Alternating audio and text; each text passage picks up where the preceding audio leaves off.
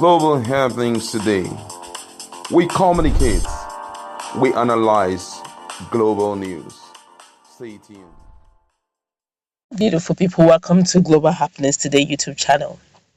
There have been calls, clarion calls, left, right, and center, north, east, west, south, that we should, with unity, one purpose, one voice, regardless of our ethnicity or religion, vote for the right candidate with competence, with good health, and those who know what they want out of this country and how to navigate this country back to track.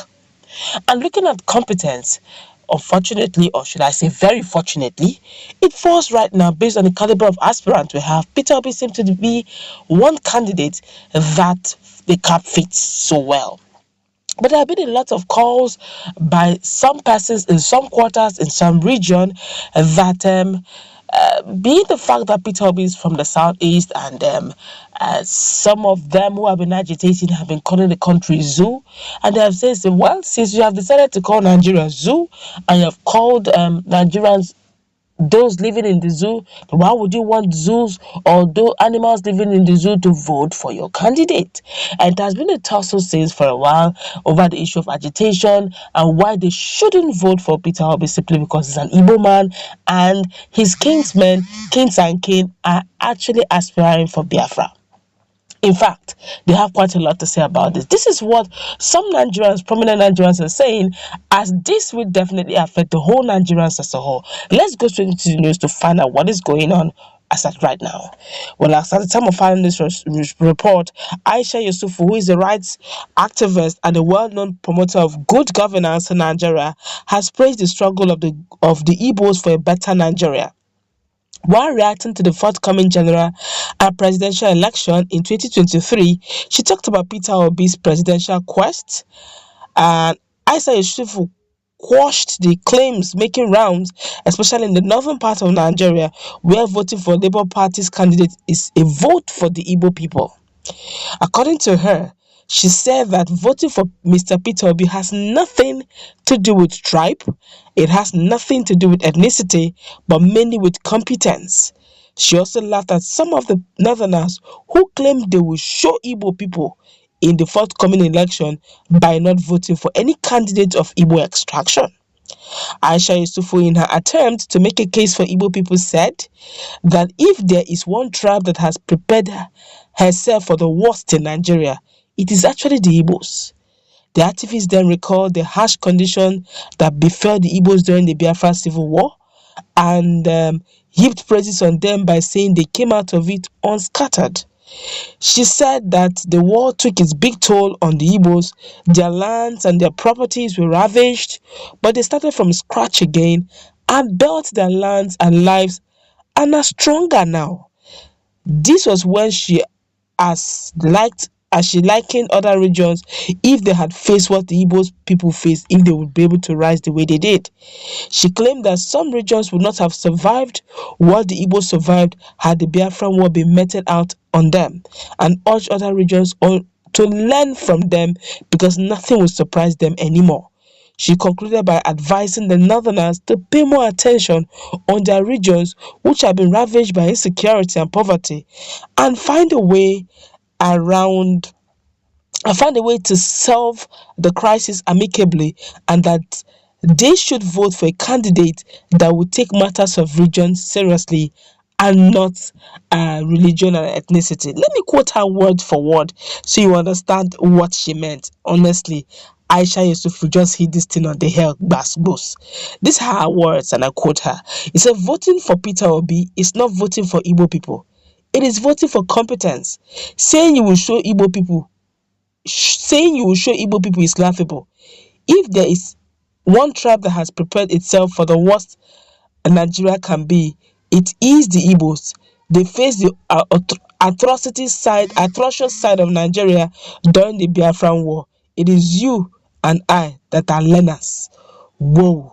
A lot of Nigerians have reacted to this. Let's just feel the pulse of Nigerians. Honestly, Aisha Yusufu, you understand your history very well.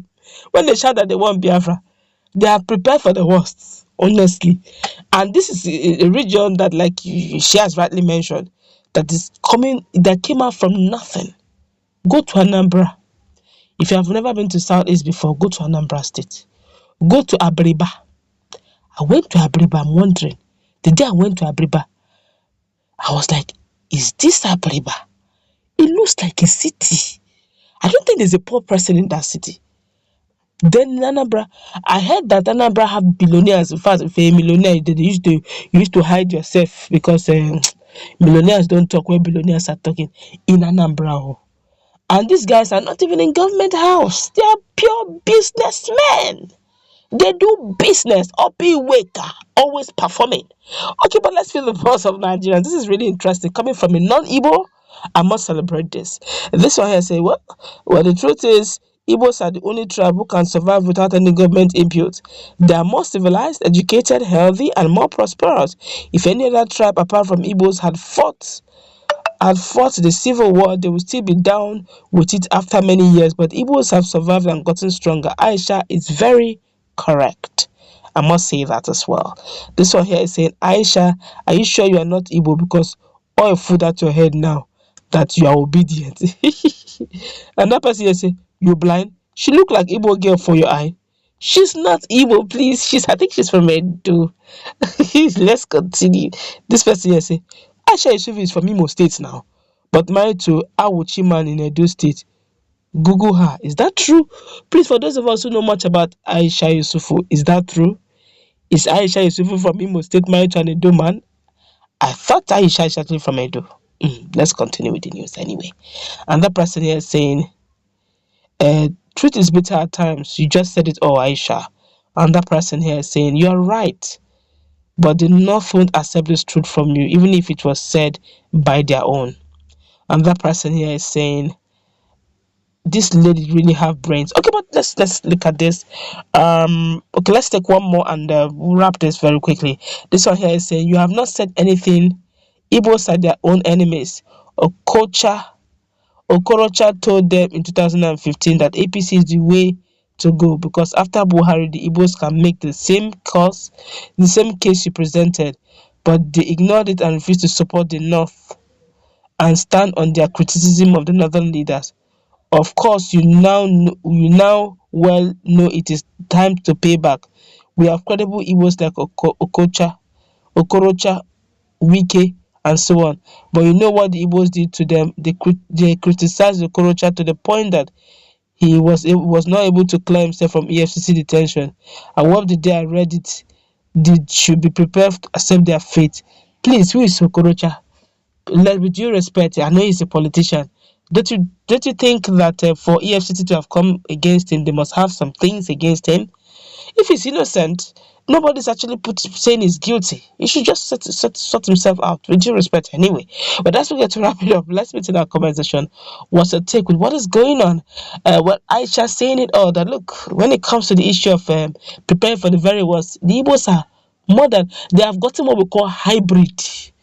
They have tested all and they have been able to have what we call resistance to all weather. All weather, that's what they are.